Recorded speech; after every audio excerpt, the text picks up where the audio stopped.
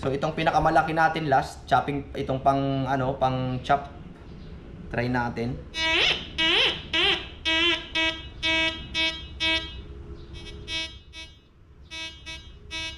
So dito, kita mo dito. Dito ipakita mo dito.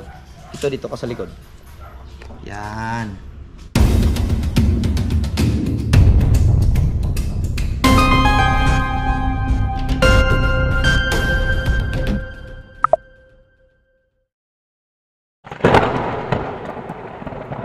Magandang umaga. Bali nung nakaraan ay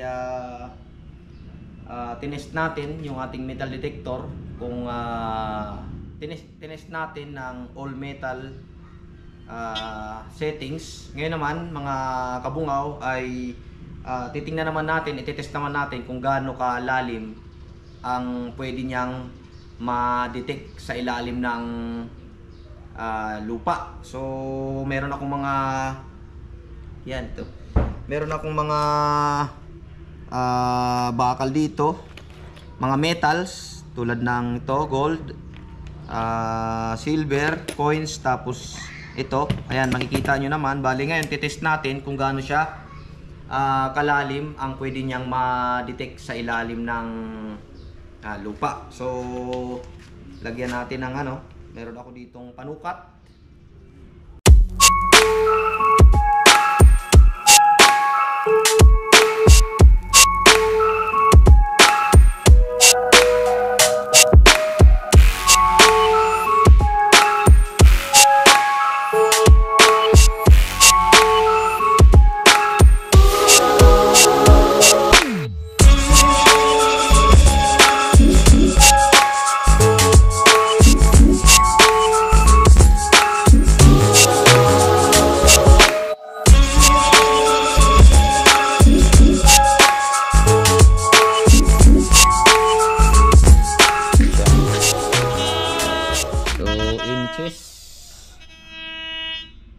Ayan. Try natin, no? Bali kung makikita ninyo, ipakita ko lang sa inyo, iba-ibang klaseng metal ang nandito na i-test natin, tatry natin. Ayan, depende, iba-ibang laki. Ayan, may kutsilyo. So, ayan, try natin. Okay. Unahin muna natin itong, bali mag-umpisa tayo mga kabungaw sa coins, piso.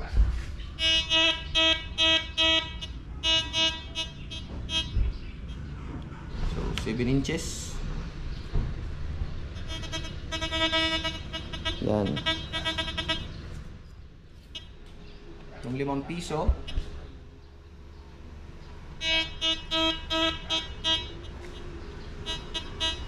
Hindi sila nagkakalayo. Ito namang 5 na luma.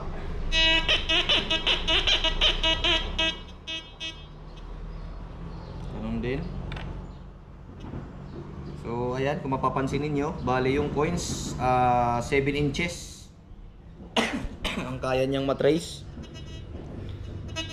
Pero hindi pa sagad ito mga kabungaw dahil hindi pa talaga masyadong kabisado itong ating settings. Bali ang settings natin ay ganun pa rin, all metal settings pa rin. So may mga kakayanan pa ito na kung gaano kalalim, kaya lang hindi pa natin masyadong gamay, kabisado. So sa ngayon ito lang muna. Isunod naman natin itong susi.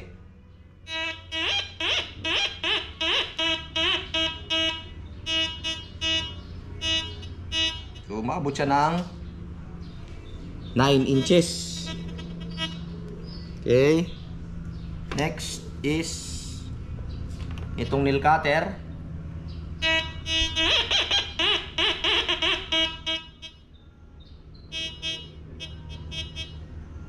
Nasa 8 lang siya.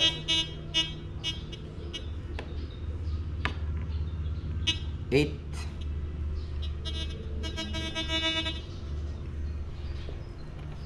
Try natin itong maraming susi.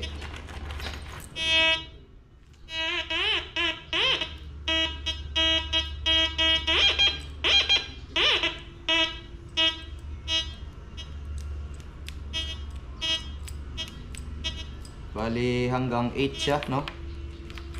10 hanggang 10 inches ang kaya niyang hagilapin. Try natin itong isang susi naman din.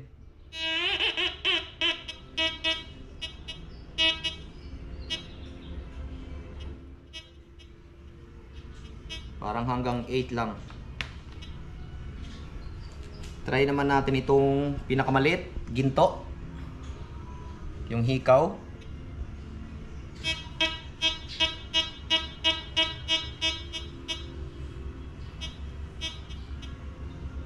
Three inches lang. Yan. Okay. Sunod natin itong ito yung mga nakuha ko dati sa pag gold hunting ko, no? Itong silver.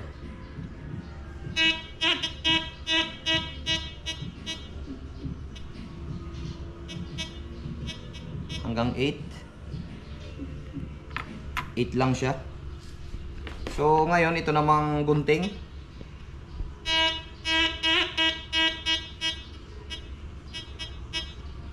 Ten. Try naman natin itong martilyo na maliit. Maliit lang ito.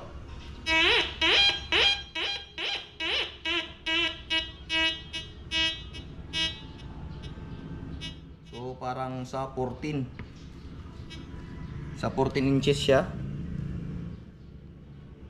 Okay. Kung mapapansin ninyo, kung napansin nyo siguro, depende sa laki ang kaya niyang i-detect, no? Pag maliit, medyo kunti lang yung inches o lalim, mababaw lang, lalo lang itong itong hikaw na gold natin.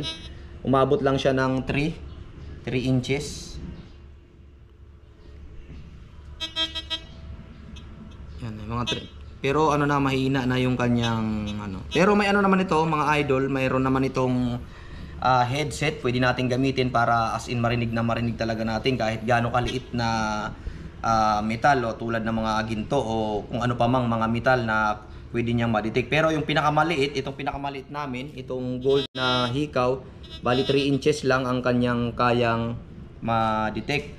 So itong pinakamalaki natin last, chopping, itong pang chop. Try natin.